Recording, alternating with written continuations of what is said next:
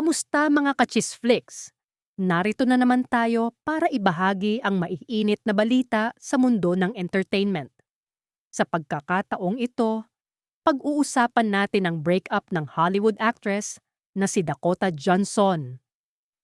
Kamakailan lang, kinumpirma ni Dakota Johnson ang kanilang hiwalayan ng kanyang longtime partner na si Chris Martin, frontman ng Coldplay.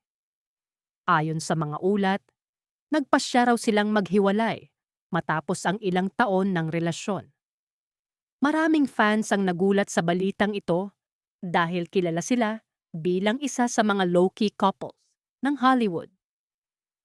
Hindi sila madalas mag-post sa social media, pero kitang-kita naman ang kanilang chemistry at suporta sa isa't isa tuwing may public appearances sila. Ayon sa mga source, pareho raw silang abala sa kani-kanilang careers, kaya nagkaroon ng distansya. Si Dakota, busy sa kanyang mga pelikula at upcoming projects, habang si Chris ay patuloy na nagtutour kasama ang kanyang banda. Kahit na nakakalungkot ang balitang ito, marami pa rin ang umaasa na mananatili silang magkaibigan at suportahan ang isa't isa. Ano sa tingin niyo mga ka-Buzzbeat? Comment down below.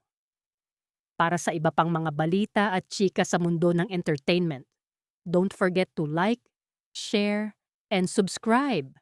Ito ang Chisflix Philippines. Magbabalik tayo para sa susunod na scoop.